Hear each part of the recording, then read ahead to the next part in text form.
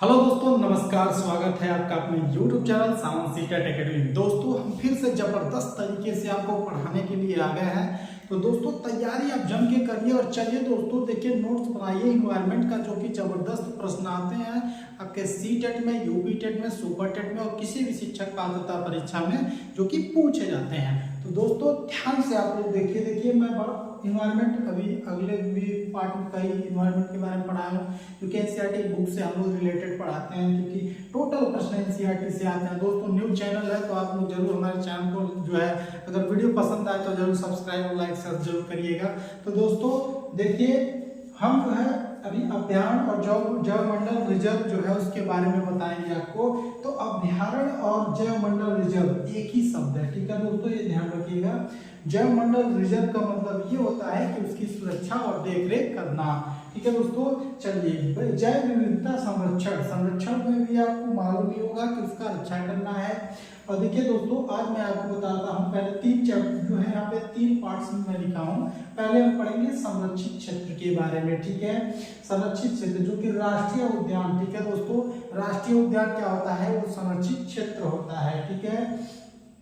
और वन्य जीव अभ्यारण्य, ठीक है, वो भी संरक्षित क्षेत्र होता है। जैव मंडल संरक्षण रिजर्व, ठीक है। जैव मंडल जो अपने यहाँ के जो भी जीवित प्राणी हैं, पेड़ हैं, पशु हैं, पक्षी हैं, जो भी है उसके बारे में जैव मंडल संरक्षण रिजर्व, ठीक है। और समुदाय रिजर्व, ये चारों रिजर्व जो है संरक्षित क्षेत्र में आते हैं, जो कि जैव विविधता और संरक्षण के रूप में लिखा जाता है, ठीक है दोस्तों। चलिए, मैं आपको बता देता हूँ संरक्षित क्षेत्रों के लाभ क्या क्या है, ठीक है दोस्तों। तो संरक्षित क्षेत्रों के लाभ जो है वो प्राकृतिक एवं संबंध सांस्कृतिक और स्रोतों की सुरक्षा के लिए, ठीक है दोस्तों।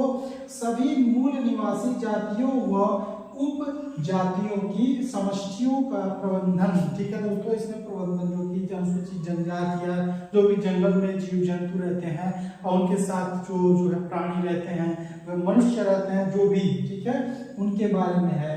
और उसके बाद देखिए, पर्यावरण परिवर्तन की दशा में जातियों के स्थानांतरण के सुगम बनाना, ठीक है, उसको सुगम, जैसे मान लीजिए कोई भी जीव जंतु है, उसको अगर हमें किसी और जगह ट्रांसफर करना है या स्थानांतरण करना है उसके बारे में, ठीक है। ये देखिए, ये भी है। अब देखिए, स्थानांतरण को सुगम बनाना ये हो गया। अब समुदायों एवं आवासों की संख्या एवं वितरण प्रबंध, ठीक है। इसमें आवास, जैसे मान लीजिए कोई भी जो कि रह रहे हैं लोग जंगल में, अनुसूचित जनजाति हैं, जनजाति हैं, या कई ऐसी जातियां हैं, वो जो असम में है, छत्तीसगढ़ में है, वो लोग जो है कैसे रहते हैं, ठीक है, उसके बारे में भी। और समुदाय और आवासों की संख्या, ठीक है, कितने समुदाय में बटे हुए हैं, कितने आवास हैं, उसके बारे में भी जानकारी इसमें दी जाती है।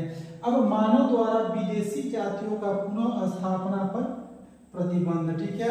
मान लीजिए दोस्तों, विदेशी जाति, ऐसे मान लीजिए यहाँ पे जो अपने भारत में जो जनजाति या जो भी जंगल में रह रहे हैं लोग, समुदाय, वो अन्य विदेश से जो समुदाय थे उनको यहाँ पे प्रतिबंध लगा दिया गया है, उसकी स्थापना नहीं कर सकते हैं, उसको यहाँ नहीं बुला सकते हैं, ठीक है।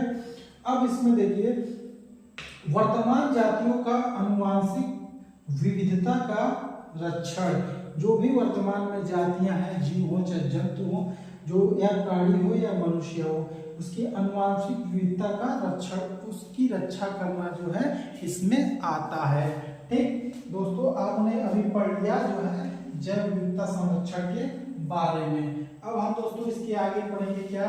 मानव हस्तक्षेप विहीन प्रकृति क्षेत्र। दोस्तों, आपको मालूम होगा कि ऐसे कई क्षेत्र हैं जहाँ पे मानव हस्तक्षेप या मनुष्य हस्तक्षेप नहीं कर सकता है, जो सरकार के अधीन है, ठीक है दोस्तों।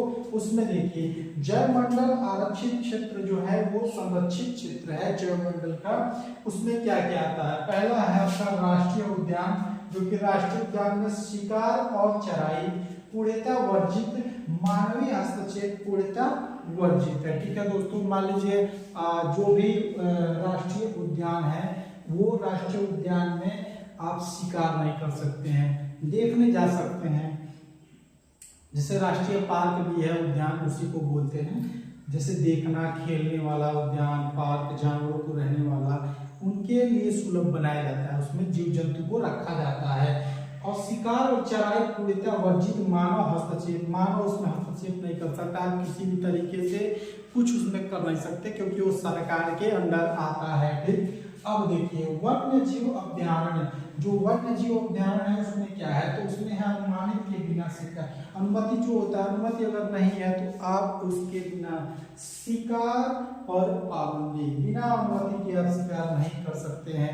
अगर ऐसे करते पाए गए तो आपको वन विभाग की टीम द्वारा जो है जेल में डाला जा सकता है और 2 से 3 साल की सजा भी हो सकती है। ठीक, और चराई और गो पशुओं के आवागमन नियमित, उसमें देखिए चराई जैसे चराने के लिए आप जो है आपने देखा होगा कहीं बोर्ड लगा होता है, उसमें लिखा होता है वन विभाग, मगर दोस्तों उसमें जो है शिकार नहीं कर सकते आप, मगर चराई और गो पशुओं को, मतलब जो जीव जंतु है जो चरने वाले हैं, गाय हो, भैंस हो, बैल हो, और बकरी हो, भेड़ हो, ऐसे जो पक्षी पशु हैं वो वहां पे जाकर जानवर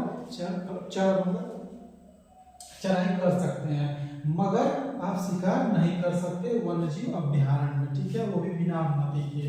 तो दोस्तों आपको मैंने अभी तक क्या बताया, आपको बता दिया जो है जैव विविधता संरक्षण और जल मंडल आरक्षित क्षेत्र के बारे में, जो कि मानव हस्तक्षेप विहीन प्राकृतिक क्षेत्र है। चलिए दोस्तों, आपने बहुत बार जिम कार्ड जो है जिम कॉर्बेट के बारे में सुना है। जिम कॉर्बेट क्या है, आप सोचने लगते हो वो जिम कॉर्बेट क्या है, तो जिम कॉर्बेट भारत में स्थापित प्रथम राष्ट्रीय उद्यान। ठीक है दोस्तों, ये प्रथम राष्ट्रीय उद्यान है जो कि इसका स्थापना जो हुआ था 1936 में हुआ था।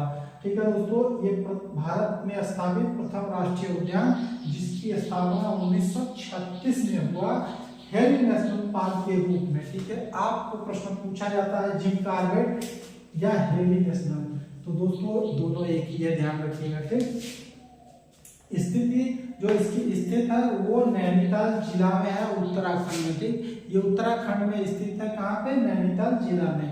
और इसकी स्थापना वर्ष यहाँ पे देखिए, सॉरी दोस्तों, हेली नेशनल पार्क के रूप में। ठीक है दोस्तों, स्थापना वर्ष ये प्रथम राष्ट्रीय उद्यान जो था ये जिम कॉर्बेट था। अब हेली नेशनल पार्क के बारे में हम मेरे दिमाग से उतर गया था, पहले जो हेली नेशनल के रूप में जो फिर दोबारा हुआ था वो स्थित नैनीताल जिला उत्तराखंड में और वर्ष 1973 में। ठीक है, सर्वप्रथम प्रोजेक्ट टाइगर की शुरुआत आपसे पूछा जाता है, सर्वप्रथम जो है ये टाइगर की प्रोजेक्ट टाइगर शुरुआत हुआ तो वो 1973 में सर्वप्रथम प्रोजेक्ट टाइगर की शुरुआत। ठीक है दोस्तों, इसमें भी जीव संरक्षण के बारे में, वन जीव के संरक्षण के बारे में, वन के संरक्षण के बारे में बताया गया। ठीक है दोस्तों, चलिए दोस्तों, अगर आपको हमारी वीडियो पसंद आती है तो आप हमारे चैनल को शेयर और लाइक जरूर करें। मिलते हैं अगले वीडियो में, तब तक के लिए जय हिंद दोस्तों।